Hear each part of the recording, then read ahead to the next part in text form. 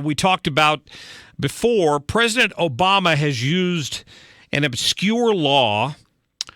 I call it obscure just because it's old, to ban offshore drilling in parts of the Arctic and the Atlantic. And I guess he's done this hoping that this can be permanent somehow.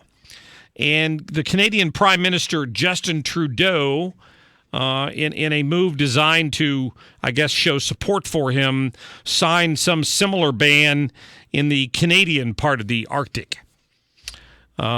We've invited Katie Tubb to join us. She is a policy analyst for energy and environmental issues with the Heritage Foundation. Katie, good afternoon.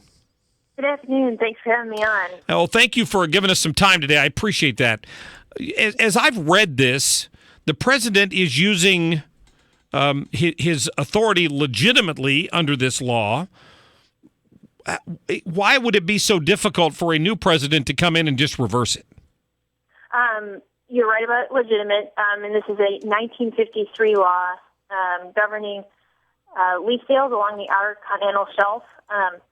From my perspective, though I'm not a legal expert, I think anything President Obama does unilaterally can also be done unilaterally by the following president.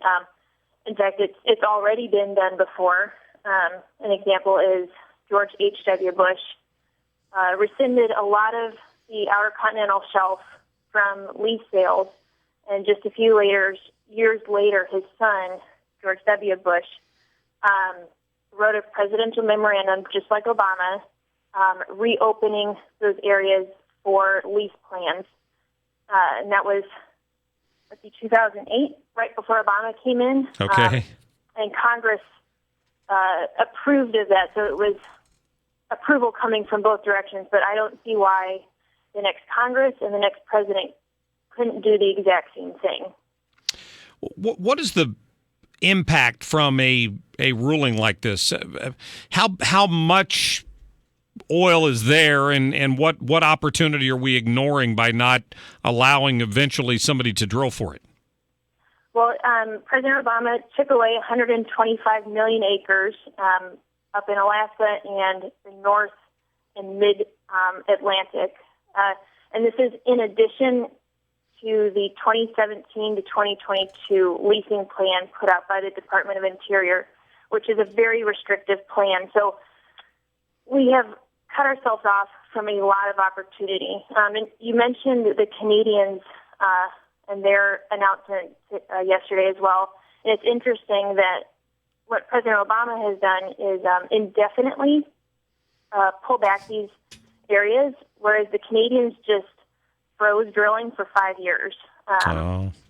So President Obama has been above and beyond what the Canadians did, even though it looks like some great, happy, multinational effort to protect our waters.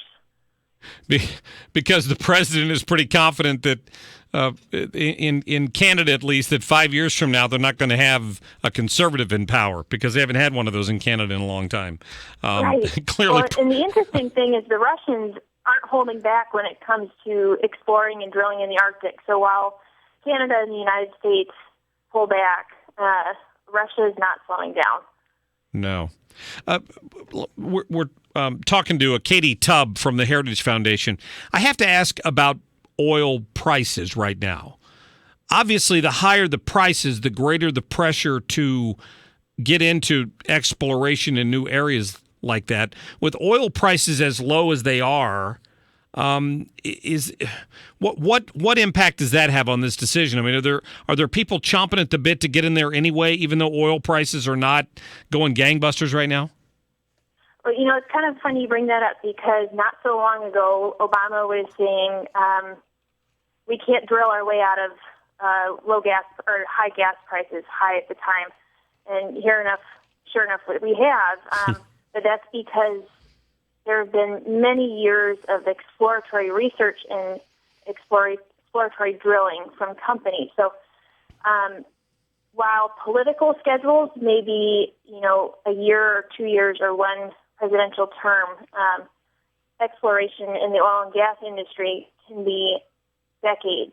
So even though oil prices are very low right now, that doesn't mean that we should just be closing off all of these areas to exploration.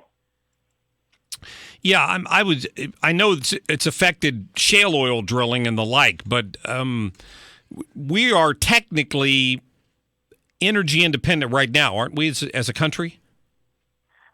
Pretty close. Where we still import energy, but that's because we can get it more affordably to our refineries or different locations in the United States, just based on geographics. Not to mention that the oil industry is a global marketplace, a global commodity. So it doesn't always make sense to insulate ourselves from that market. No, very, very true. Katie, I know I didn't warn you about this ahead of time, but I wanted to ask, since you look into energy and environmental issues, back to the pipeline controversy out in North Dakota right now. The Obama administration, I assume, had a hand in this last-minute decision by the Corps to stop the advancement on this pipeline, but that is something that is probably going to go through along with Keystone and a lot of other projects once Donald Trump takes over. Was it just a stalling ploy, in your opinion, by the Corps? I don't know what the motivations were behind the Army Corps and the Obama administration, but I don't see any reason why a Trump administration can't come in there and open the doors again, because the Army Corps originally approved the permit to go through that small section of federal land. Mm-hmm. And then when people started complaining, they pulled everything back and didn't release any timelines and didn't release any kind of decision-making process until recently. And they don't have any environmental defense behind their most recent decision to rescind the permit. So as far as I know, even though I'm not a legal expert, I see no reason why the Trump administration can't come in and reissue that permit. Yeah, which I would hope that they'll be able to reverse this drilling decision and that all at the same time. Maybe he's already got people working on it. Katie Tubb from the Heritage Foundation, and people can read more on this issue and others at heritage.org. I appreciate your time. Thanks for having me on. Yeah, have a great week. Thank you very much.